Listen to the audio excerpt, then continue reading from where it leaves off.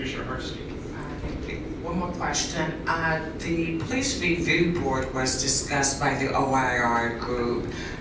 What are you going to do with their recommendations as far as how do we make that more usable so that it's actually providing a service that the public can have some confidence in? I have actually in the last 2 recommendations that have come to me, I've, for lack of a better term, sent back the report asking for more work or more analyses on certain areas. The Police Review Board, I do believe, was created when it was in good faith then, and it was cutting edge at the time. But the content and what police review boards do today currently has since evolved. And given that it's an advisory board to the Chief of Police and the Police Commissioner, the outcome or anything that comes out of those boards should be helpful. And I'm finding that I'm re-investigating these cases on my own. I'm combing through everything myself, just because of just the nature of the recommendations that come. They're pretty high level, and you know, there's ways in which it can be tweaked. I have a lot of suggestions. I've already given some direction and some guidance as to what I expect to come out of those. I also want to ensure that at least once a year that there's annual training brought in to the police review boards, and we're looking at some folks that can do that to come to us as opposed to sending them to several trainings, because we realize we have a lot of people that we need to get through. But we want to make sure that they're given the tools that they're needed in order to do the job so that the work that they're doing is actually effective. So there's a lot of that can be done in the short term, but there might be some code changes that have to be made as well to make sure that anything that's done is not only valuable but impactful. And we make sure that we have a feedback loop for what comes out of those, and we implement that moving forward. Thank you both. Appreciate your being here. Thank you. Thanks a lot, Chief. Do people have follow-up questions for OIR before I make it get out of their comfortable arguing chairs? Very good. Carla, could you please call the roll on item number 101? That is the, sorry, I'm going to accept a motion. That is a report. Second. So we have a motion from Commissioner Hardesty. We have a second from Commissioner Fritz. Please call the roll. Fritz. Thank you, OIR, for the very thorough reports that you've done over many years, and I do think that having the consistency of those reports has been very helpful to me as a council member. I do believe the recommendations can help prevent future use of deadly force if they're implemented. I do share the concerns that have been expressed by the League of Women Voters of Portland and others, including Copwatch.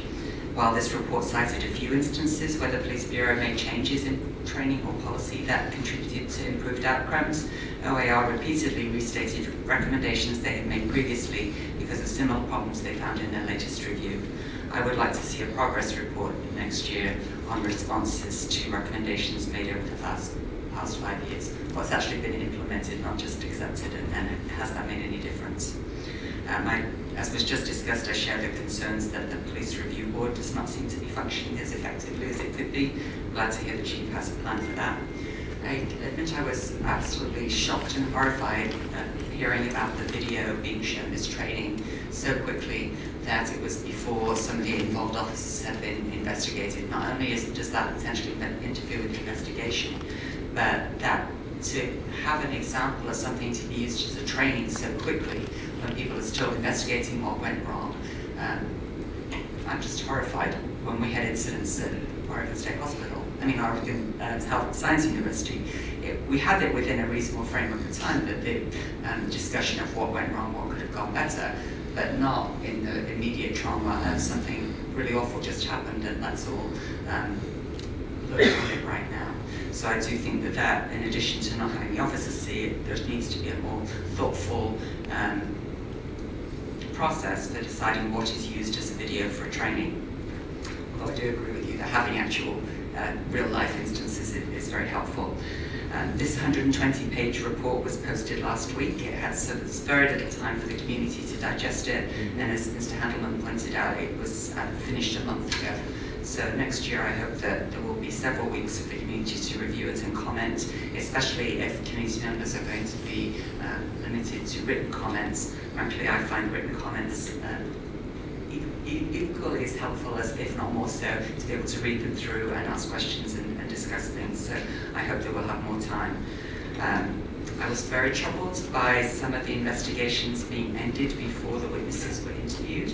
It's certainly, the timeline is important, but accuracy and accountability are absolutely crucial.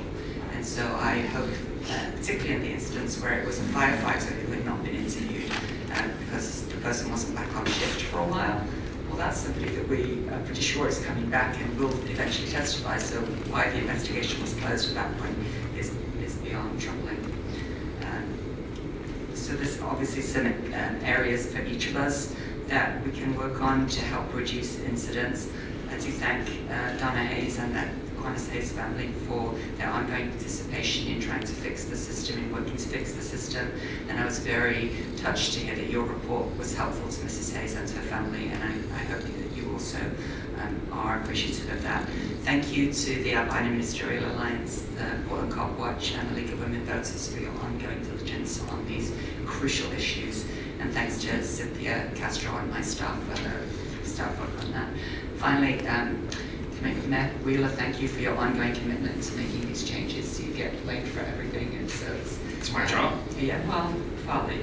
And I would have to say that being joined by Commissioner Udaly previously and now Commissioner Hardesty, there's a lot of eyes on these reports now, and there's a lot of people who are willing to take on some of the tough challenges that have plagued us in the past, including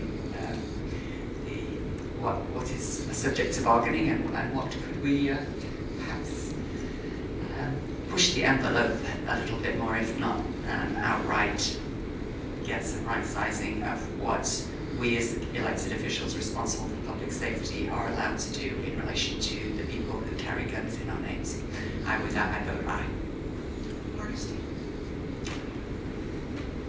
I always appreciate the thoroughness of OIR's reports, and I'm very grateful that we have built a relationship over the last 9 years that I can be brutally honest with you, and I don't have to sugarcoat what I say, and vice versa. I value the input that you've given. And what I've noticed over the years is that we make changes and then we slip back, and we make changes and then we slip back, and we make changes and then we slip back into some automatic response.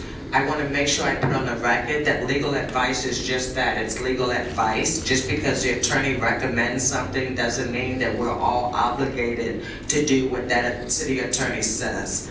I think it is inexcusable that people lose their lives because somebody falls and they get scared when they fall, and then that appears to be within policy.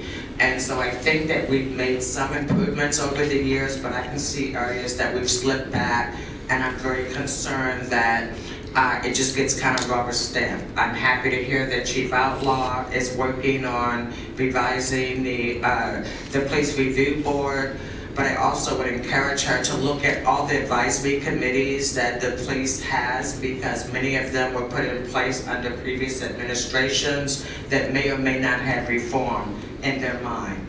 I also want to say that I'm very concerned that we have a practice that appears to emulate the 48-hour rule, even though we pretend the rule doesn't exist anymore. And so I'm hopeful to get more clarity to make sure that police have no more rights than a regular member of the public when it comes to being interviewed after an incident. And so I look forward to working with the chief and the mayor to make those changes happen. I also want to just give my heartfelt thanks to Mrs. Hayes for being here today. And it just kind of broke my heart to realize the best information she got about what happened to her grandson was because of the OIR group's report. We must do better in actually trying to assist community members in understanding what happens when their loved ones die at the hands of our police. I also want to thank my esteemed colleagues, Reverend Haynes and Reverend Dr. Bethel, And Reverend Haynes, I just want you to know I'm still an activist. I just happen to be on the city council, so I don't want that to change your mind. And thank you so much, Dan. And Mayor, I really appreciate you extending the courtesy today to others to be able to participate in this.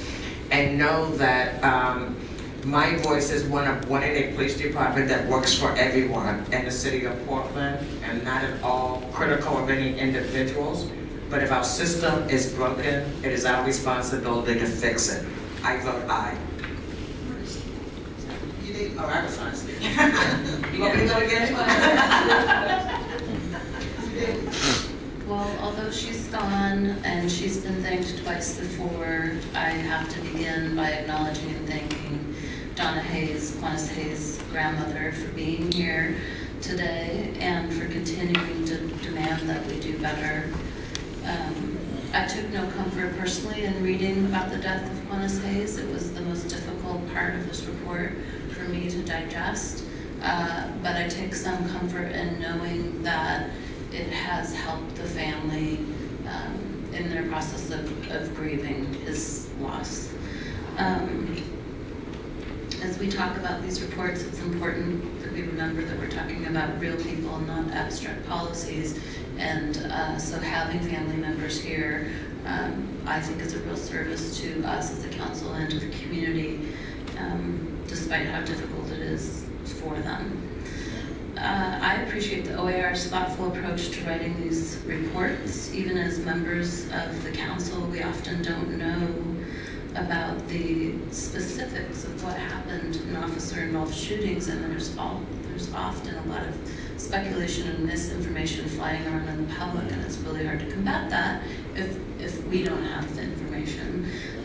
There's great value to the transparency of having facts laid out in one place in this manner. I'm also going to be going back and reading previous reports. The questions I had last week continue to be at the forefront of my mind today. What is the value of these reports if we don't have clear mechanisms for tracking the implementation of the recommendations? Our city code is unclear. It states that the IPR director and the Citizen Review Committee shall address any policy-related or quality of investigation issues that would warrant further review. What does that mean? It obviously doesn't mean that we will implement all these recommendations. While we have adopted a few, and I appreciate the chief's comments, I still think we need to explore all the options we have in creating a more systematic approach to tracking progress on the recommendations. That may be internal, that may be external. I want to appreciate the Portland Police Bureau. They don't get a lot of praise, but OAR, despite some of the content of this report, had a lot of positive things to say about them. I think most importantly, how cooperative they were in this process. I want to commend the chief for her openness to OIR recommendations and for her response to their most current recommendations, which is almost 100% agreement, I believe. I do have to take issue with the defensive posturing of the Portland Police Association's president, Daryl Turner. I didn't find his letter a helpful message to send as we are striving to improve our police bureau, reduce deadly force events, increase the safety of all parties, and mend the relationship between the police and the community. None of us are beyond reproach, including everyone sitting at this dais, including the police bureau. And all of us have room for improvement until our very last day on this earth, I believe. And perhaps beyond, who knows? I want to highlight a few of the issues that Mr. Turner raised and my impression of the report. One, I think he felt like OIR was judging and criticizing his officers when I read this report as being really helpful, constructive criticism. We have to apply 20/20 vision in hindsight in order to reach our goal of reducing the use of lethal force and fatalities.